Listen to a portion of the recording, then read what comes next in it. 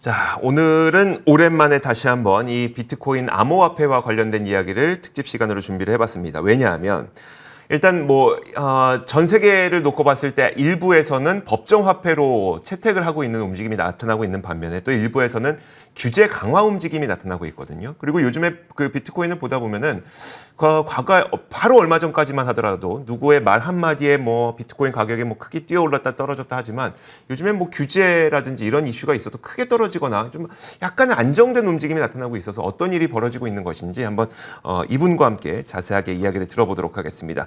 자, 한양대학교 글로벌 기업가 센터 이장우 교수 모셨습니다. 어서 오세요. 네, 안녕하세요. 네, 안녕하세요.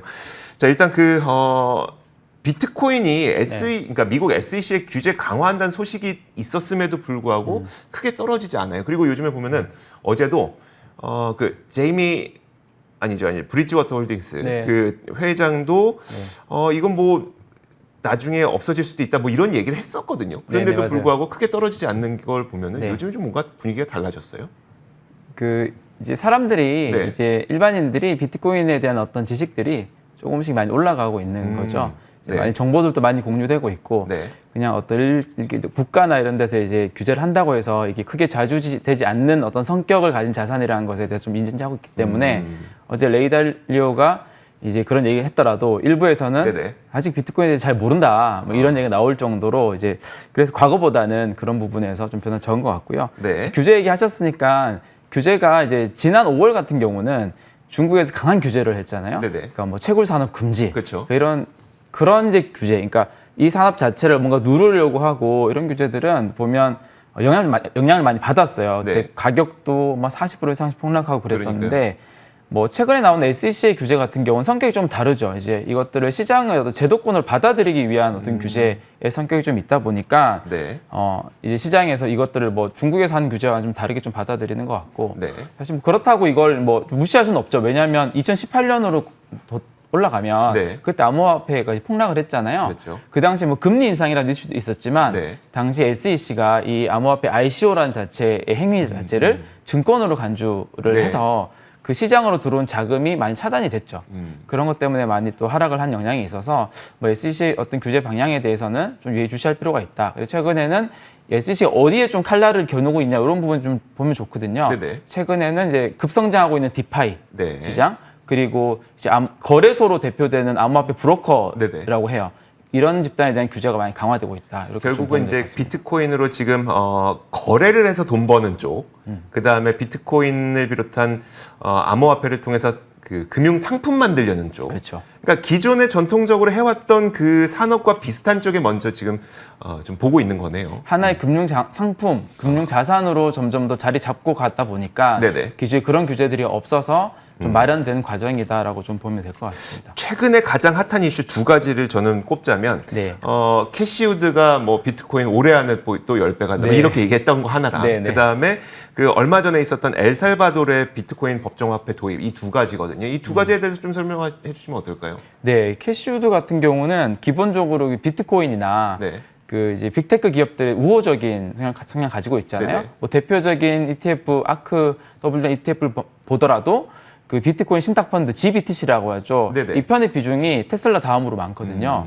근데 이제 그 캐시우드가 10배 간다라고 했던 배경에는 그런 조건들이 있었죠. 이제 향후 5년 내에 기관 투자자들이 네. 투자 비중을 비트코인 5% 정도 가져갈 때 이 정도 상승한다라는 이제 좀 전제가 있었고요. 네네. 근데 실제 이제 리서치 결과들을 보면 그 기관 투자자들 리서치 설문조사들을 보면 향후 5년 내에 한 91% 정도가 네. 이 비트코인의 자산을 투자를 하겠다라고 이제 의향을 좀 밝힌 것도 있어서 전혀 다른 얘기는 또 아닌 것 같습니다. 엘살바도르가 네. 또 지난주에 이제 법정화폐로 채택은 2개월 전쯤에 이제 했었고 네네. 이걸 이제 첫 도입을 한 게 이제 지난주였었어요. 네네. 그래서 이제 많은 좀 시장에 관심들이 있었던 것 같습니다. 어때요 요즘에 그 도입되고 나서?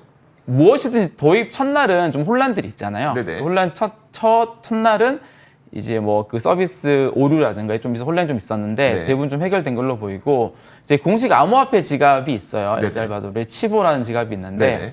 그 이제 50만 다운로드를 돌파했다고 합니다. 그래서 치보를 처음 다운로드 받는 유저들, 국민들한테는 네네. 30달러치의 비트코인을 다 지급을 해주는 네. 그런 이제 좀 이벤트도 있었고요. 네네. 네, 그래서 지난주 보면 엘살바도르 같은 경우는 앱스토어에 네. 1위부터 6위까지의 그 순위가 다 비트코인 지갑으로 다 차지가 되는. 네. 그러니까 그런 있었던 것 정부 같습니다. 정책 수혜주였었던 네. 거네요. 네. 좋습니다. 그러니까 이게 엘살바도르 우리는 이해가 안 되죠. 왜냐하면 우리는 돈에 대한 신뢰가 매우 깊으니까. 그쵸. 아니 우리가 오늘 10,000원이 내일 1,000원이 되리라고 누가 상상을 하겠습니까? 근데 이제 그렇게 이제 통화 가치가 불안정한 국가에서는 오히려 이런 불안정한 우리나라의 자국 통화보다는 비트코인처럼 전 세계에서 이제 그 가격이 결정되는 이게 훨씬 더 믿음직하겠다라고 하면서 사람들이 좀 쓸 것도 같은데 어쨌든 네. 엘살바도르는 이제 지금은 굉장히 그 사람들이 좀 빠르게 좀 네. 도입이 늘어나고 있는 분위기네요. 네, 그리고 그 도입 전부터도 이미 그쪽 상인들은 비트코인을 가지고 주고받고 했었기 때문에 네네. 이 시작 자체가 굉장히 낯선 환경은 아닐 거라고 좀 보고 있고요. 네네. 근데 이게 실제적으로 하나의 국가가 법정화폐로 비트코인을 도입한 것에 대해서 좀 더 의미를 가지려면 네. 원래 그것을 시도한 목적이 있었잖아요. 엘살바도르 같은 경우는 그 자국 해외 노동자가 국내로 송금할 때 너무 많은 수수료를 내는데 네. GDP 25%가 해외 노동자들이 국내로 보내준 송금으로 이루어지는데 네. 네. 그 중에 20% 가까이가 또 수수료로 떼지니까 네.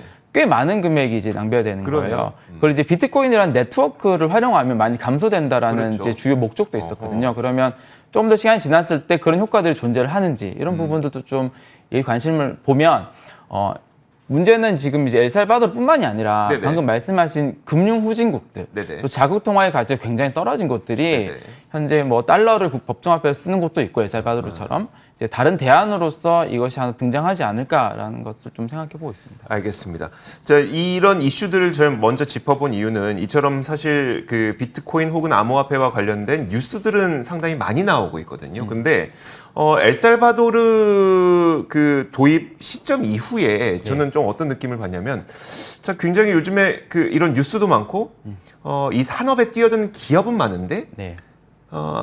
정작 우리가 뭐 올해 초 아니면 2017년에 겪었던 것처럼 신규 투자자들은 좀 유입되는 속도가 줄어드는 것 같거든요. 실제로 그런가요? 어떤가요? 신규 투자자들은 뭐 국내를 보면 올해 네네. 상반기 굉장히 늘어났죠. 네. 사실. 근데 이제 그 좀 하락을 좀 거치면서 좀 많이 빠져나갔고. 네네.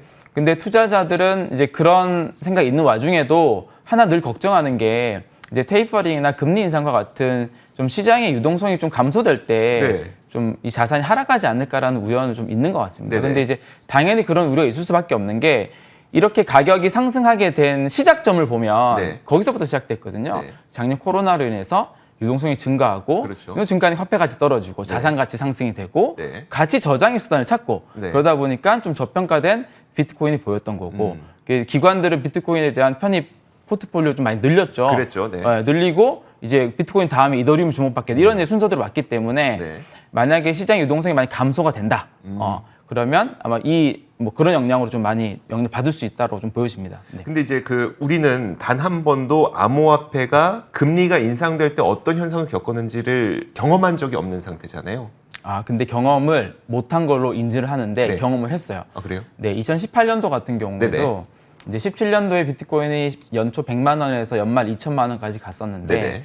2018년도에 굉장히 큰 하락을 겪었잖아요. 네. 그 과정에 금리 상승이라는 강한 변화가 있었어요. 근데 이제 캐치를 못했던 거죠. 네. 네, 그래서 2018년도에 이제 금리를 상승을 하면서 이 금리를 몇 번 더 상승한다는 메시지가 나온 뒤부터 급격히 하락했고 네네. 사실 그 당시는 이 비트코인뿐만이 아니라 뭐 주식, 뭐 나스닥 다 하락을 했었거든요. 네네. 네, 그런 영향들이 있었습니다. 그렇다면 이번에 그러니까 어쨌든 그 수수는 테이퍼링 들어가고 금리 인상 이어지는 수수는 맞잖아요. 시점을 우리가 예측할 수 없지만 그러면은 암호화폐는 어떻게 해야 될 것 같으세요? 근데 이게 우리가 변동성이 심한 시장이다 보니까 이제 자산의 유동 그 돈의 유동성이 줄어들 네네. 때는 네. 변동성이 큰 신자금부터 먼저 빠지는 성향들이 있어서 그렇죠. 가장 빠른 먼저 반응이 나올 거다라는 게 첫 번째가 있고요. 네. 근데 두 번째는 이제 이번 상승에 또 다른 요인들이 또 존재를 해요. 네네. 이제 코로나 때문에 우리가 가상세계로 많이 활동들이 그랬죠. 늘어났고 네. 그러다 보니까 우리가 뭐 가상세계, 메타버스라는 키워드 주목을 받았고 네네. 그 메타버스 안에서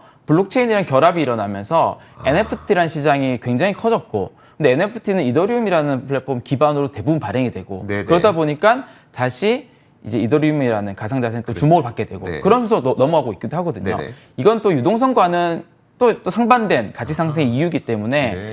과거처럼 금리 상승이 된다고 그렇게 많은 폭락을 가져오거나 그러진 않을 수도 있다라는 생각이 있습니다. 어쨌든 영향은 있겠으나 산업이 발전되는 방향과 지금 궤를 같이 하고 있는 맞습니다. 거기 때문에 네. 오히려 그때가 더 기회가 될 수도 있는 거네요. 네, 네. 알겠습니다. 그럼 마지막으로 요즘에 이제 암호화폐와 관련된 워낙 여기저기에서 가짜 뉴스도 많고 네. 그러다 보니까 우리가 꼭 주목해야 될 시장의 키포인트를 좀 짚어주시면서 오늘 시간 마무리 지으면 어떨까요? 네.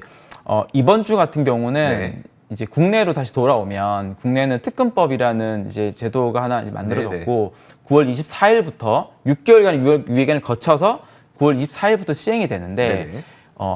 이제 가상자산 사업자라는 등급에 이제 신고를 하게 돼 있거든요. 네네. 그 신고를 한 기업만 이 비즈니스를 할 수 있어요. 네. 대표적으로는 우리가 알고 있는 거래소가 되겠죠. 그렇죠. 그래서 거래소가 24일까지 신고를 해야 되는데 추석 연휴를 감안했을 때는 네. 이번 주 안에 대부분 신고를 마쳐야 되고 네. 신고를 못해서 영업을 못하는 거래소들은 7일 전에 미리 공지를 해야 돼요. 네. 겨우 이번 주거든요. 네. 그래서 현재 4개 거래소 정도가 신고를 마쳤고 상위권 이제 한두 개 정도가 더 신고 가능성이 있는데 그거 좀 지켜봐야 될 것 같고 그럼 네. 투자자들은 내가 이용하고 있는 거래소가 내가 이 비트코인이나 다른 가상화폐를 맡겨놓은 거래소가 그런 이제 신고를 마친 거래소에 해당하지 않는다면 네. 자산을 빼야죠. 다른 곳을 옮겨야 되거나 네네. 이런 행위들을 해야 될 수 그걸 있습니다. 이번 주 안에 맞춰야 된다. 그래서 좀 그런 부분들을 주목해서 보면 이제 거래소도 나오고 물론 이제 9월 24일 이후에도 이제 영업하지 않는 거래소에서 출금할 수 있긴 합니다. 한 달 네네. 정도 이제 유예기간이 네. 있기 때문에 네. 근데 이제 그런 것들을 미리 좀 캐치하고 이동해 놓으면 좋지 않을까. 신고를 완료한 상위 4개 거래소는 이름은 뭐 업비트, 빗썸, 코인원, 이제 코빗까지 네네. 2017년도에 이미 이제 있었던 거래소들이고 네네. 그때부터 은행 거래 계좌들을 받아서 운영했던 이미 이 시장을 선점하고 있었던 거래소들이고요. 이후에 이제 수많은 거래소들이 나왔는데 네. 뭐 여러 가지 좀 뭐 정책 문제 등이 있어서 진행을 네. 잘 못하고 있는 상황이긴 합니다. 알겠습니다. 자, 오랜만에 저희가 암호화폐 시장에 대해서 이분과 함께 자세하게 짚어봤습니다. 한양대학교 글로벌 기업가센터 이장우 교수와 함께 이야기 나눠봤습니다. 말씀 고맙습니다. 네, 감사합니다.